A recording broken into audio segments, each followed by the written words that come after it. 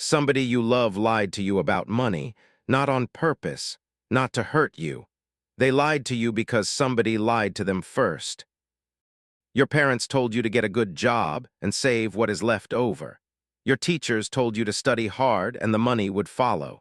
Your friends told you that being responsible means buying a house as soon as you possibly can. The government built a system that tells you putting money into a retirement account is the finish line. The books on the shelf at the store told you 10 simple habits would make you rich. The podcasts in your ear told you to hustle harder and the universe would reward you.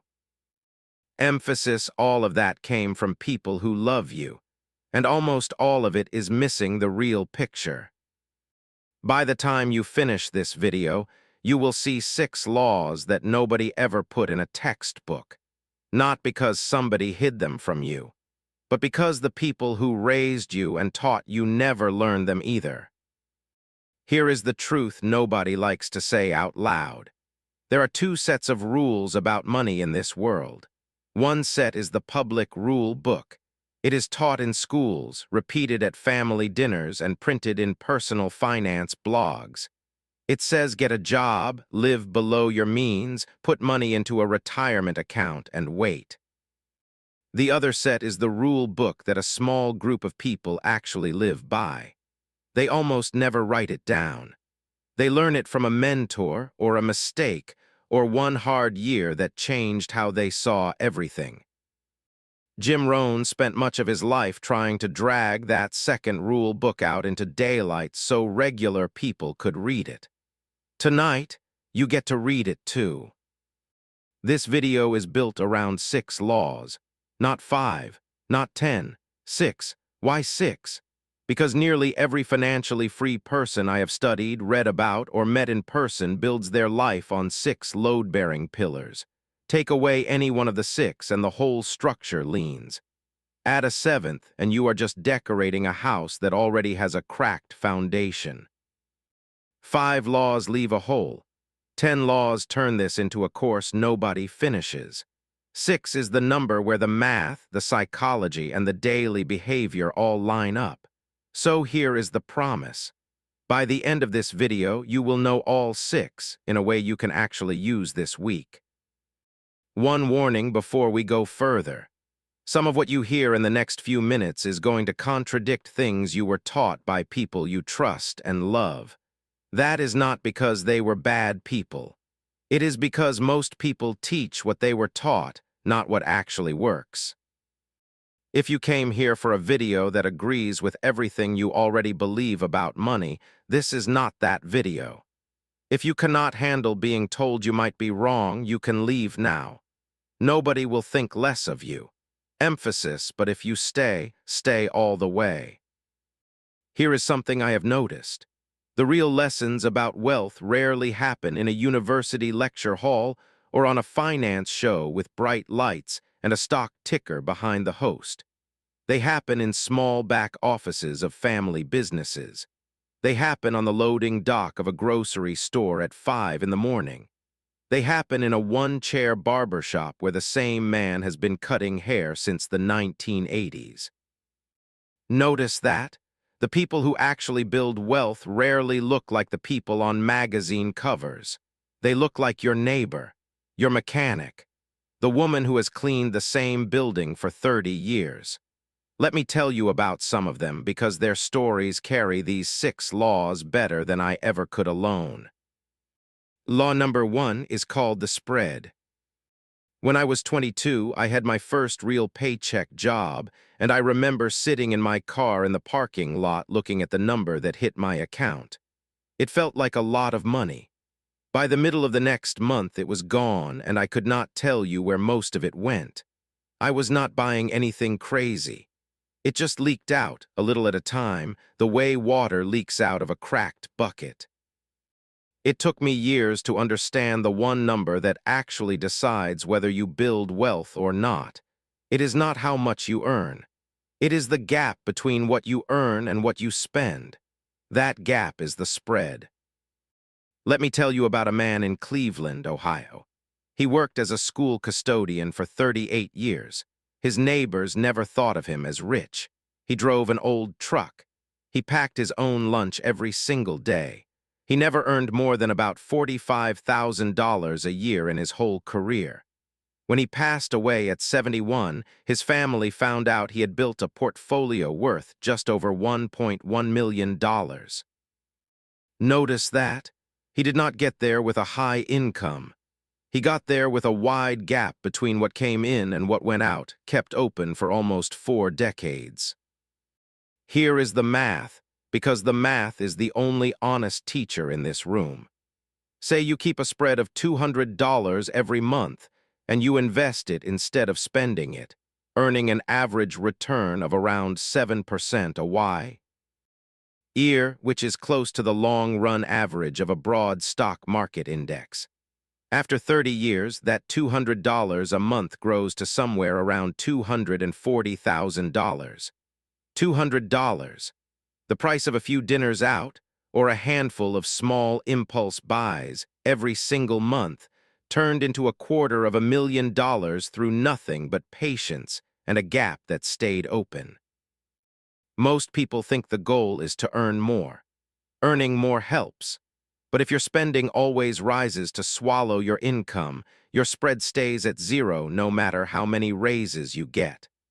I have met people who earn $300,000 a year with a spread of nothing, and people who earn $50,000 a year with a spread wide enough to make them millionaires by retirement. Think about a dam. A dam does not stop the river. It simply holds some of the water back instead of letting all of it rush downstream. Over time, that held-back water becomes a lake deep enough to power a whole town. Your spread is your dam. Your income is the river. If you let every drop rush through, you will always be dry no matter how big the river is. Emphasis, the first law, is simple to say and hard to live. Widen the gap. Hold some water back. That is the spread. One more thing about the spread before we move on. Notice that nobody had to convince the custodian in Cleveland to feel deprived in order to save. He was not staring at a stack of unpaid bills every night, feeling sad about what he could not buy.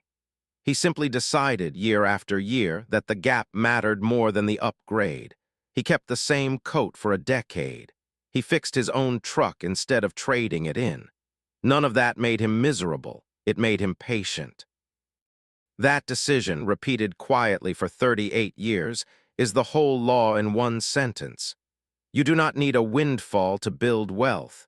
You do not even need a high salary.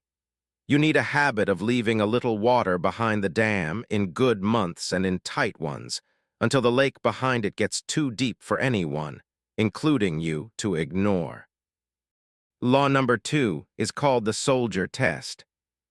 When I was younger, I thought discipline meant something dramatic, like waking up at 5 in the morning or running for miles in the cold. I learned later that real discipline almost always looks boring from the outside. It looks like saying no to the same small thing over and over on days nobody is watching. There is a barber in Tulsa, Oklahoma, who has cut hair in the same one-chair shop since the 1980s. He retired at 54 with enough saved and invested that he never had to work again unless he wanted to.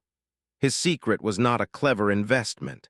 His secret was a small daily test he passed for almost 30 years straight. Every single day, a small decision crossed his path.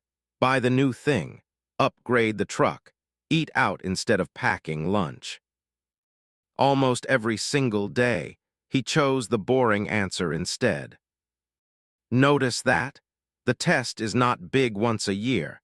It is small every single day. Most people fail it quietly without ever noticing they failed because no single failure feels important in the moment. Here is the math. A daily coffee and pastry habit, say $5 a day, adds up to about $1,800 a year. If you took that same $1,800 and invested it every year for 30 years at that same 7% average return, you would end up with somewhere around $170,000. $170,000, hiding inside a habit that felt like nothing at the time. This is not a video telling you to never enjoy a coffee again. This is a video asking you to notice that every small daily choice is a vote for one of two futures. You are either voting for the version of you with a wide spread, or you are voting against it, $5 at a time. Think about bamboo.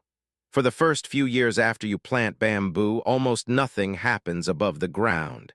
It looks like you wasted your time and your money. But underneath the soil, the roots are spreading wide and deep, quietly, where nobody can see them. Then, almost overnight, it shoots up faster than almost any other plant on Earth.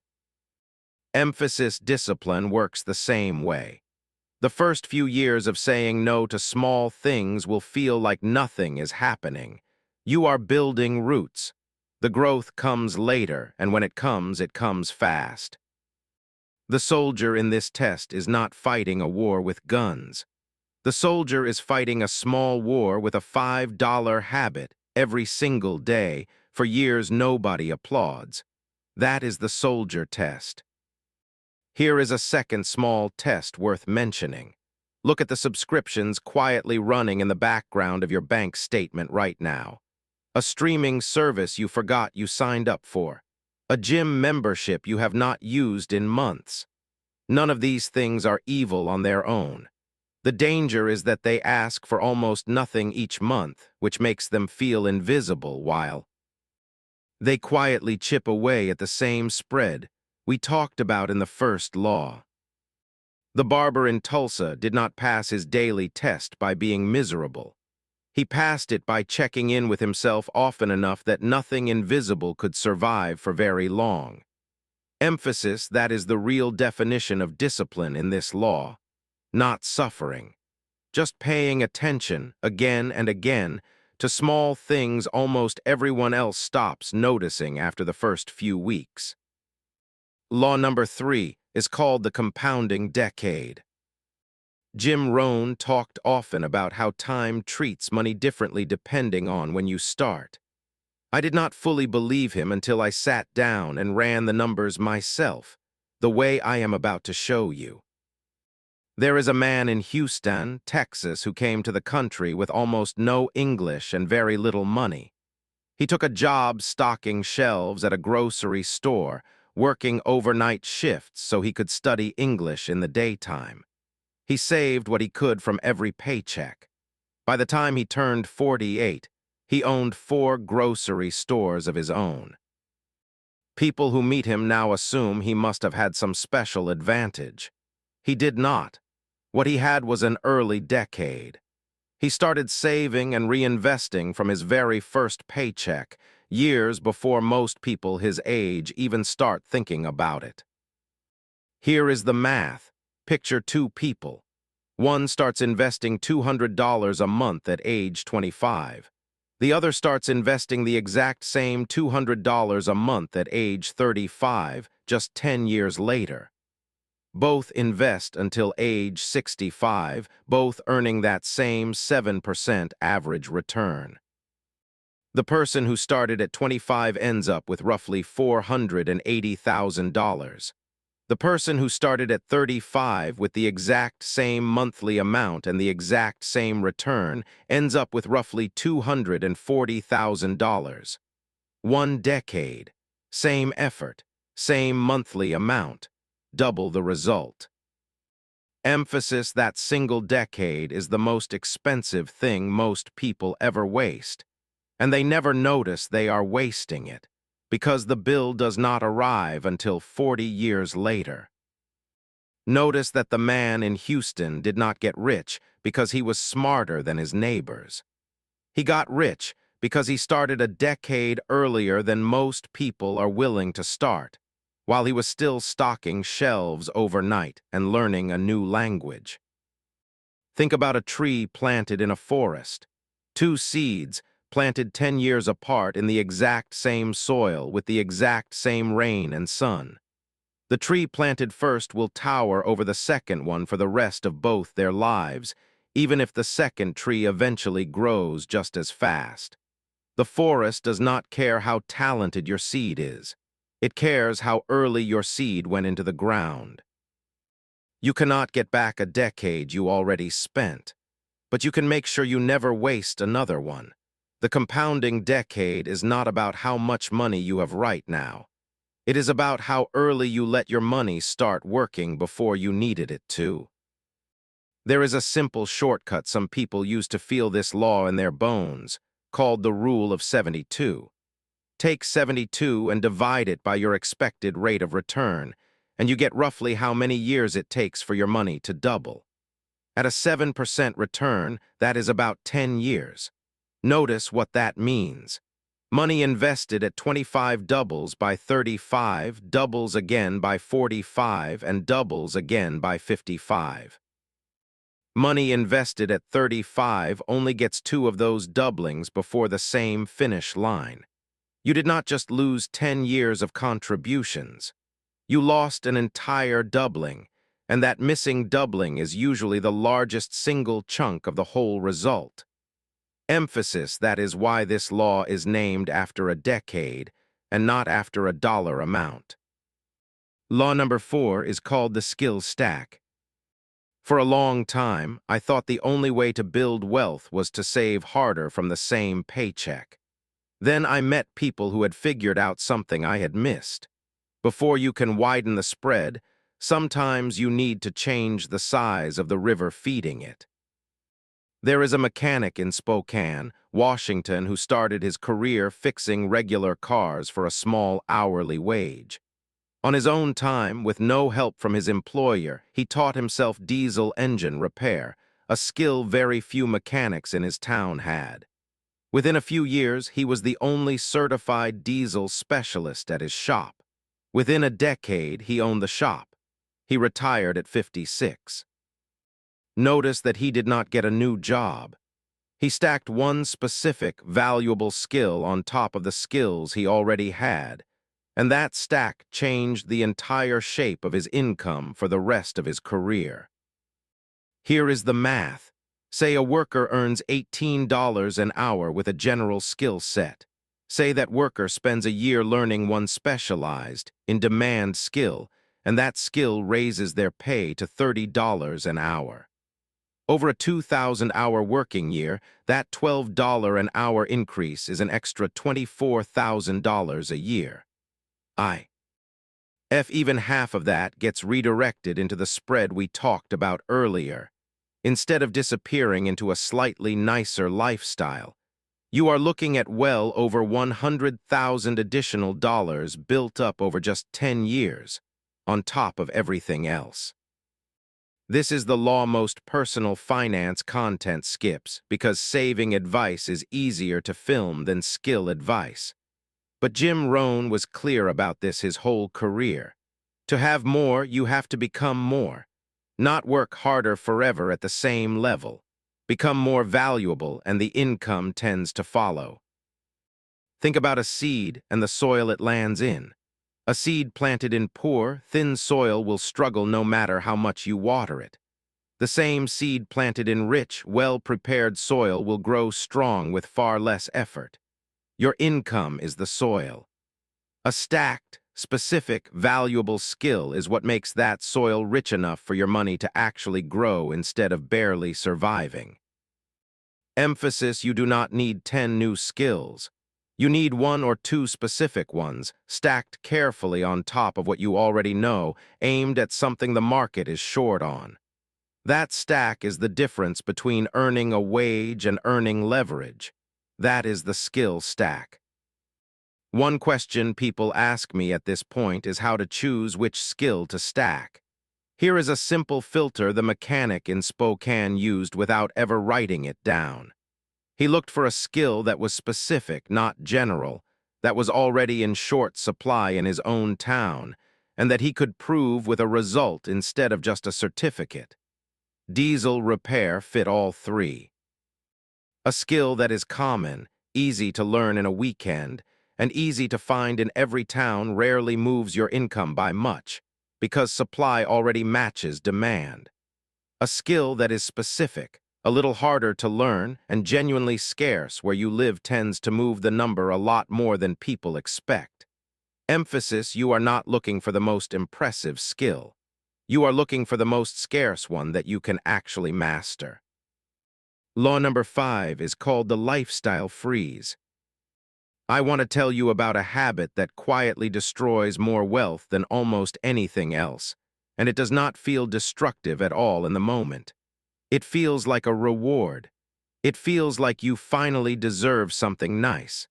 It is called lifestyle inflation, and the fix for it is the lifestyle freeze. There is a janitor at a university in Albuquerque, New Mexico, who worked there for over 30 years. Every time he got a raise, which happened many times across those decades, he kept living almost exactly the way he lived on his very first paycheck. The apartment stayed modest. The car stayed practical. The extra money, every time, went straight into savings and investments instead of into a bigger lifestyle. He retired with just under $940,000. Notice that none of his raises were huge on their own. What made the difference was that his spending never rose to meet them. He froze his lifestyle in place while his income kept climbing around it. Here is the math. Imagine your income rises by a modest 3% a year, which is close to typical for many careers, but your actual spending stays frozen at today's level for 10 years straight. That growing gap between a rising income and a frozen lifestyle, invested every year at that same 7% average return, can add up to well over $100,000 in just that one decade. $100,000, created simply by refusing to let your spending follow your raises upward. Most people do the opposite without ever deciding to. A raise arrives, and within a few months, a slightly bigger apartment, a slightly nicer car payment, or a slightly more expensive set of habits quietly absorbs almost all of it. The income went up. The spread stayed exactly where it was. Think about a river that has carved a canyon over thousands of years. The river did not carve that canyon in one dramatic flood. It carved it by cutting the same narrow path, again and again, year after year, never widening, never wandering. That narrow, repeated path is what created something deep enough to be seen from space. Emphasis your lifestyle is that path. If you let it widen every time more water flows through, you will never cut anything deep. If you freeze the width of that path while the water behind it keeps rising, you create pressure, and pressure is exactly what builds wealth underneath the surface. That is the lifestyle freeze. A common question about this law is how long the freeze should last. The honest answer is that it does not need to last forever. Even a 5 or 10-year freeze placed early in a career, while income is naturally rising the fastest, can do most of the heavy lifting. The janitor in Albuquerque eventually did allow himself some comfort later in life. What mattered was that he froze his lifestyle during the exact years when the gap between rising income and steady spending was widest, and let that gap do the work before he ever loosened it. Emphasis: the freeze is not a punishment. It is a timing decision placed at the one moment in your life when it is worth the most. Law number 6 is called the quiet network. This last law is the one that almost never gets mentioned, because it cannot be measured as cleanly as a savings rate or a return percentage. But almost every wealthy person I have studied or spoken with points back to it eventually. There is a man in Orlando, Florida, who arrived in the country with very little English and took a job washing dishes in the back of a restaurant. He was careful about something most people overlook completely. He paid close attention to who he spent his time with, who he asked for advice, and who he chose to learn from inside that kitchen and beyond it. He built quiet, steady relationships with the right people over many years, long before he had any business of his own. By the time he turned 50, he owned 4 restaurants. Notice that none of this happened loudly. He did not network at flashy events or chase famous mentors. He built a small, quiet circle of people a little further along than he was, and he stayed close enough to learn from how they thought and how they made decisions. Jim Rohn taught something simple about this that has stuck with people for decades. You tend to become the average of the small group of people you spend the most time with. Not because of magic, but because their habits, their conversations, and their standards slowly become your habits, your conversations, and your standards, almost without you noticing. There is no clean formula here like the other 5 laws. I am not going to hand you a fake number and pretend it is precise, because that would not be honest. What I can tell you is this. The direction of your closest circle over 10 or 20 years bends the direction of your whole life. A circle that normalizes spending also normalizes spending. A circle that normalizes patience, skill building, and a wide spread also normalizes those things in you. Think about bees and honey. A single bee cannot make much honey alone in any meaningful amount. But a quiet, organized hive, working the same small patch of flowers day after day, produces something valuable enough to last a whole colony through winter. No single bee did that. The hive did that. Emphasis: you are part of a hive whether you have chosen it carefully or not. The question the quiet network asks you is simple. Did you choose your hive on purpose, or did it just happen to you? That is the 6th and final law. If you want one practical way to apply this law this week, try this. Make a short, honest list of the 5 people you spend the most unstructured time with right now. Next to each name, write down whether their habits around money, patience, and effort pull you toward the other 5 laws in this video, or away from them. You are not being asked to cut anyone out of your life. You are simply being asked to notice the pull, the same way the dishwasher in Orlando noticed it inside that restaurant kitchen, long before he ever owned one. Emphasis awareness alone tends to shift who you call first the next time something good or something hard happens. Here is the paradox sitting underneath everything we just covered. Every one of these 6 laws is simple enough to fit on the back of a napkin. Widen the spread, pass the daily test, start the decade early, stack a skill, freeze the lifestyle, choose the hive on purpose. None of it requires a special degree, a rich family, or a lucky break. A 10-year-old could understand every sentence I just said. And yet, by almost every measure available, fewer than 1 in 50 people who hear this will actually go and live it for more than a few weeks. Emphasis: that is the great paradox. The information was never the missing piece. The doing was always the missing piece. So here is what I want you to do right now. Before you close this video and let today turn into just another day you watched something interesting. Get a piece of paper, an actual piece of paper, not a note on your phone. Get a pen. Find a mirror if you have one nearby. Write down 3 commitments. Just 3, because 10 will collapse under their own weight within a week.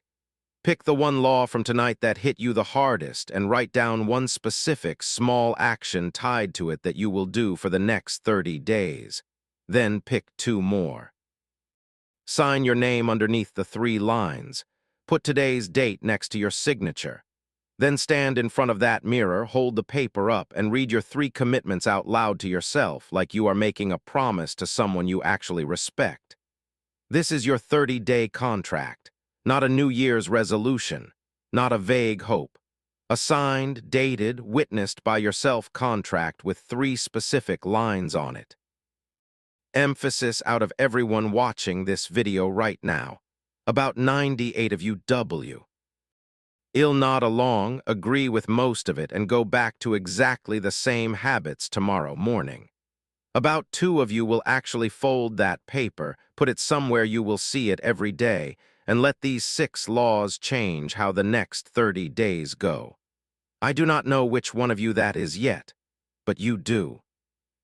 The room you are sitting in right now with that paper and that pen contains everything you actually need to begin. Not a course, not a guru, not a perfect financial plan. Just a wide enough spread, a daily test you choose to pass, a decade you refuse to waste, a skill worth stacking, a lifestyle you are willing to freeze, and a hive you finally choose on purpose. Jim Rohn spent much of his life pointing back to one idea, said in different ways at different times. Discipline is the bridge between where you are and where you say you want to be. Tonight, you got to see what that bridge actually looks like. There is one law I did not cover tonight on purpose. It is the law about what happens after you reach the spread, after the decade compounds, after the skill stack pays off. It is the law about what financially free people quietly do that nobody warns you about until you have already arrived there, and by then it is almost too late to prepare for it. That is part 2. If tonight's 6 laws felt heavy, that one will feel heavier. I will see you there.